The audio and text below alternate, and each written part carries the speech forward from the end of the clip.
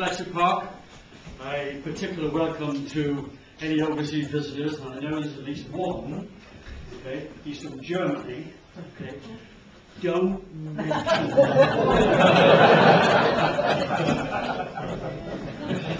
Whenever I say that to him, you're as familiar with Basel policy as most people are. So, any other people from overseas? None at all. Yes, we're from Texas. States. Excellent. Good. Any more? Yeah. Okay. The United States, of course, part of the special relationship. You probably think the special relationship just consists of Weasley words. It doesn't. The, shall we say, the more concrete form of that was signed here at Bletchley Park in May 1943. And that was an agreement between 5 countries. 4 at the beginning, I think the 5th one came in very soon afterwards.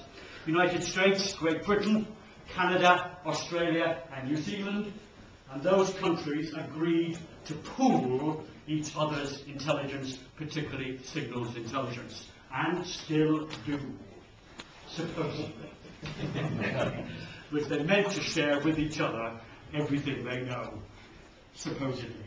Okay, but nevertheless, fundamentally that is still, shall we say, at the core of what Bletchley Park was going to become, which was GCHQ, Government Communication Headquarters, down in Cheltenham. Okay?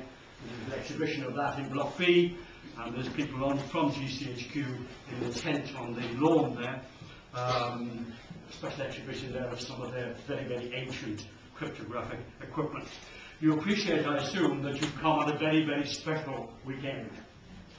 This is the annual Enigma reunion weekend, and today, in fact, the veterans are here today as well.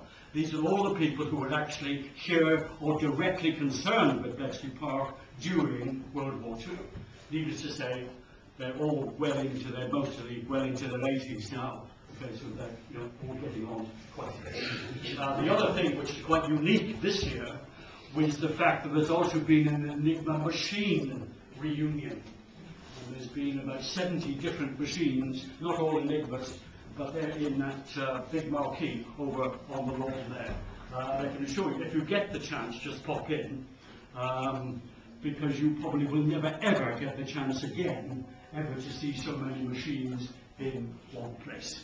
So, welcome to Bletchley Park.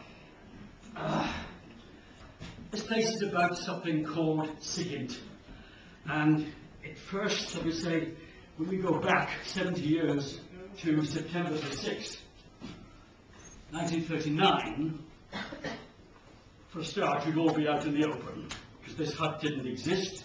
Only huts 1 to 5 had been built by that time.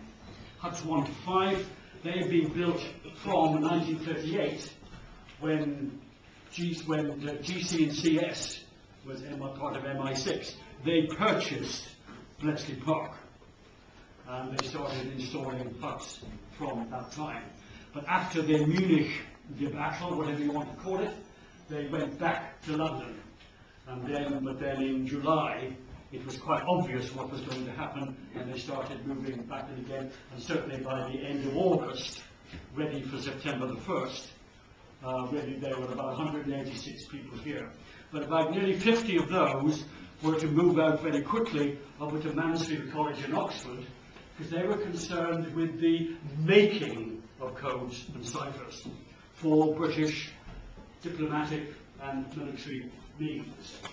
And that, of course, is what GC and CS, the Government Code and Cipher School, was supposed to be about.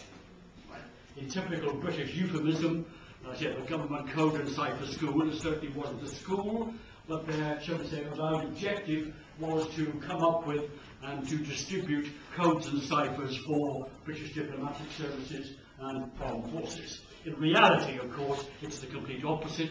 What they're really set up for is to go and break everybody else's codes and ciphers, including yours. Okay? And you're doing the same to us. And you're doing the same to us. Everybody's doing the same to everyone else. I just want to make absolutely sure, and to some of you I'm afraid I will be telling you how to suck eggs, I know, but I just want to make absolutely sure you understand what the basic what the basic principle is. Which slide could one? Okay. Look at this lady here. Okay. You're going to send a secret message to that gentleman there. Okay, go on. Okay. You're going to send a message to him, and you're going to send it in Morse code. And does anyone not know what Morse code is?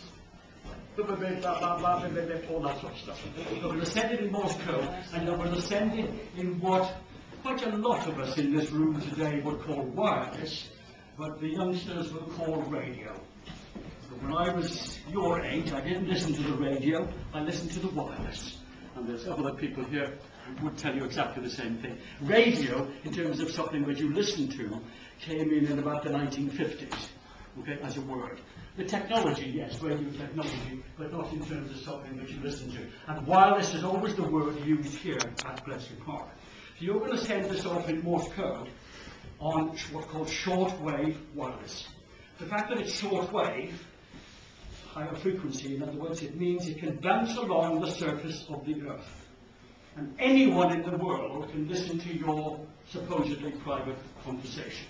There is nothing whatever either of you can do to stop me listening in or anyone else. Nothing you can do. Okay? All you can do is to stop me understanding what you're doing and let you make it secret. And what you're going to do, okay, as a German officer, you're going to use this machine here called Enigma.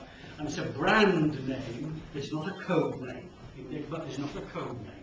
It's a brand name. You could buy one before the war if you wanted to. If you go in the tent, you'll see one of the examples that you could buy in, I think, 1928. Anyone could buy one, but you wouldn't buy one with the military wheels.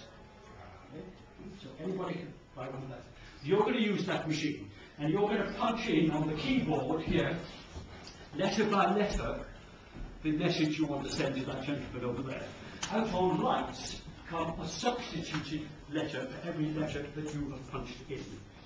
That string of letters you usually then put into 5-letter groups, and you send off in shortwave wireless Morse code. Again, you can't stop me listening, but now I'm completely flummoxed because I haven't the faintest idea what it means. All I'm getting is gibberish, gobbledygook, cowdash. My pronunciation of it was utter rubbish. I can't understand the thing that you do, because I don't have an Enigma machine, and also I don't have a code book which will tell both of you how to set up your machine, because you also receive shortwave wireless, and you've got the same type of machine as this lady here, and you've got a copy of the same code book, and you set your machine up in the same way. You type in the gobbledygook, and out, lo and behold, comes the original plain German that you have typed in. Okay? So there are 3 components: plain, key, and enciphered. The plain text is enciphered through the key. Plain through the key, enciphered out. Enciphered through the key, plain out. Understand? It's a reciprocal operation. Any 2 would give you the 3rd. You've got 2, you've got the plain and the key, which will give you the 3rd, which is the enciphered, which is what you send off. You've got 2, sir, okay, you've got the enciphered and the key. You can work out the 3rd, which is the original plain. Okay? All Bletchley Park has got is the enciphered. If you could say, technologically speaking, the job of Bletchley Park is to provide one of the other 2. Then we've got all 3. But to start with, all we've got is the enciphered. What we really want, of course, is all the plain. That's what we're really after. But if somehow we can get hold of the key by some ways, then we're in the same position as you, as the German receiver. In other words, we've got the key and the enciphered, we can work out all the plain. Okay? Hope that clarified to some of you exactly what the mean. Some of you, I know it's obvious. I just want to make absolutely sure that everybody understands what this is about. Why do we want this information? It's pretty obvious, really. We want to know what the enemy is up to now, what is he about to do, what are his capabilities, what are his resources, what is he capable of doing, what is he not capable of doing, what are his intentions. And from February 44 onwards, not only do we know